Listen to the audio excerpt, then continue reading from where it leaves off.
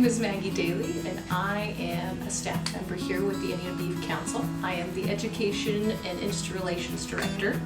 And in this video, I will be showing you a very simple, very quick way to prepare this delicious beef strip steak that I have brought for us today. Now, this is a USDA choice steak. You can look very closely and you can see all those nice white flecks and white bits in there. That is the marbling of your steak. Now all that nice little bits of fat are going to be what melts into your steak. It gives you that nice juiciness and give you that nice quality of your steak.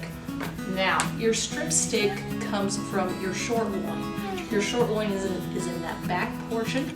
It is right next to where your tenderloin would be in the lower back area of the animal. That is going to be where your premium steaks are.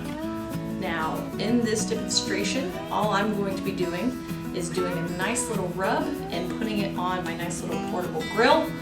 And it's going to be grilling for about 4 minutes, and that's going to get us to about a medium rare, which is how I prefer my steaks. Now, all I do is, for my rubs in particular, I like to use just a little drizzle of olive oil. I'm going to do just a little drizzle, and I'm going to lightly rub that in. And that is going to go on both sides. One thing I want to point out as well, my hand that I am using to touch the raw product, I am not using to touch my ingredients. This is to make sure I'm not cross-contaminating any of the bacteria that could be on this raw red meat to anything that I'm not going to wash or sanitize. So I'm using this hand for touching my product. This hand is to touch anything else. Again, just lightly rub that in, just a little drizzle. This I like to use to really help hold on to that seasoning. Also, it's going to make for a little easier cleanup on my little portable grill. Now this has heat applied to both sides, so this is going to cook much faster than on like your standard stovetop or on your standard grill, because on those you are cooking just one side at a time. So if you are wanting to make this at home and all you have is your stovetop or all you have is your grill, keep in mind that you're going to want to use that time frame for about each side, so you're going to want to double that time. Now this is just a pre-made steak seasoning mix. You can always make your own steak seasoning or try around and see different pre-made seasonings you may like.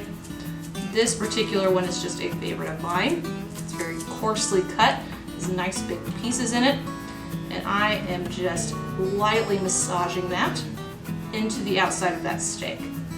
Just making sure it is completely seasoned and keeping in mind that I will lose some of the seasoning as it is cooking.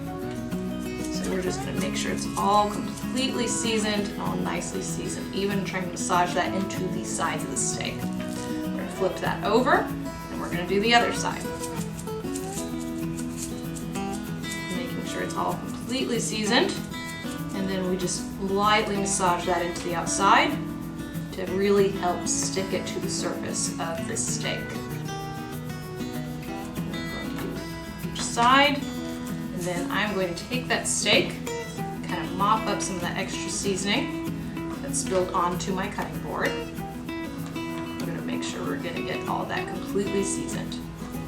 Now, my little grill is already preheated and it is ready to go. This is at a medium-high heat. I'm really hoping to get a nice good sear and a nice good color on the outside of this steak, make a nice crust. So we're going to put that on. We are just going to let this sit for about 4 minutes and hoping for that nice medium to medium rare cook on the inside of that steak.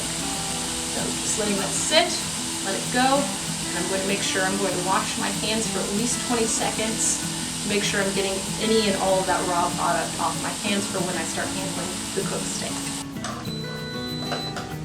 Okay, so strip steak is done. You can see those nice little grill marks, a nice brown color along the outside. Now, we are very important to keep in mind. We are going to let this sit for a couple of minutes just to allow the juices that are still bubbling and cooking on the inside of that steak just to settle back into that steak. And that's going to give you that juicier, higher quality product once you are done letting it rest. Now, generally how long you let it rest can generally depend on the size. As for me, when I'm doing these kind of presentations at schools, it'll depend on how much time I have left in my classes. But in this particular time, we will let this go for just a couple of minutes, and we will come back to you once we are ready to cut.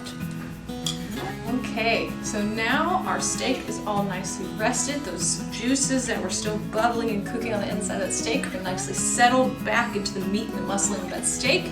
Let's do a quick reveal on the cook. Do one nice slice down that middle.